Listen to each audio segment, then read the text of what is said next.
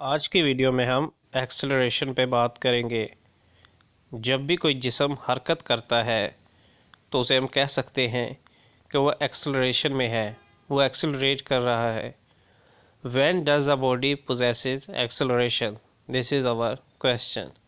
In many cases, the velocity of body changes due to a change either in its magnitude or direction or both. The change in the velocity of a body causes acceleration in it.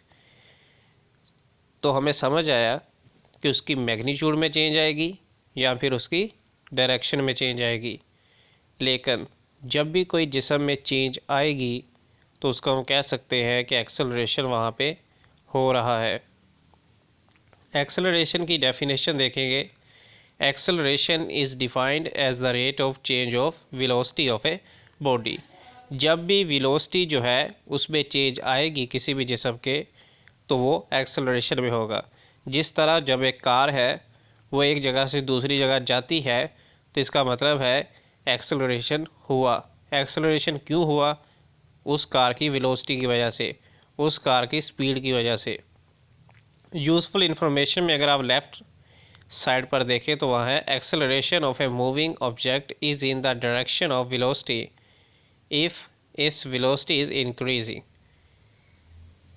कहता है कि जो direction है velocity की वो increase हो रही हो, acceleration of the object is opposite to the direction of velocity if its velocity decreasing. कहता है अगर वेलोसिटी जो है वो इंक्रीज़ हो रही हो तो वो जो हमारे पास एक्सेलरेशन वो और होगा, और जो जब डिक्रीज़ हो रही होगी तो तब और होगा। तो यहाँ पे आप देख सकते हैं इन डायरेक्शंस को कि कब वेलोसिटी इंक्रीज़ हो रही है, कब डिक्रीज़ हो रही है। एक्सेलरेशन के अगर फार्मूला की बात करें तो हमारे पास आता है acceleration is equal to change in velocity.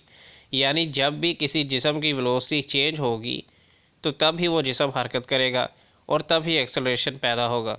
तो एक्सेलरेशन जो है वो वेलोसिटी के साथ रिलेटेड है। और इसके बाद हमारे पास आता है टाइम टेकन, यानी कि कितने टाइम में वो वेलोसिटी जो है चेंज हुई है और एक्सेलरेशन पैदा हुआ है। फिर acceleration is equal to final velocity negative, यानी कि माइनस इनिशियल वेलोसिटी। यानी जो फाइनल वेलोसिटी है उसको आपने इनिशियल वेलोसिटी के साथ माइनस करना है। फाइनल वेलोसिटी वो होगी कि जब आखिर पर या फिर सारी जो हमारी वेलोसिटी मौजूद थी, कितनी स्पीड थी। और इनिशियल वेलोसिटी वो होगी जिधर से हमने स्टार्ट किया था। और नीचे फिर वही कि कितना टाइम टेकन, यानी कि कितना टाइम लगा उस वेलोसिटी को फाइनल तक पहुंचने में। हम कह सकते हैं acceleration is equal to final velocity minus initial velocity over time. Taking acceleration as a initial velocity as vi, final velocity as vf, and t is the time interval.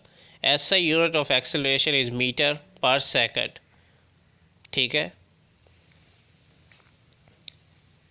एक uniform acceleration होता है जिसमें कोई भी ज़्यादा change नहीं आती, जिधर ऑब्जेक्ट होता है वही रहता है। A body has uniform acceleration if it has equal changes in velocity in equal interval of time, however short the interval may be।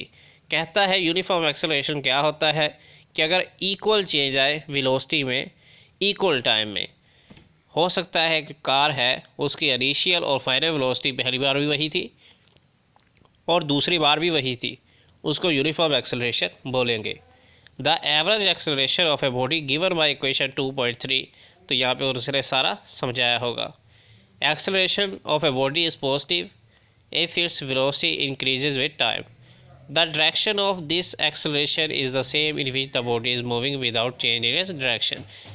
Acceleration of a body is negative if velocity of the body decrease.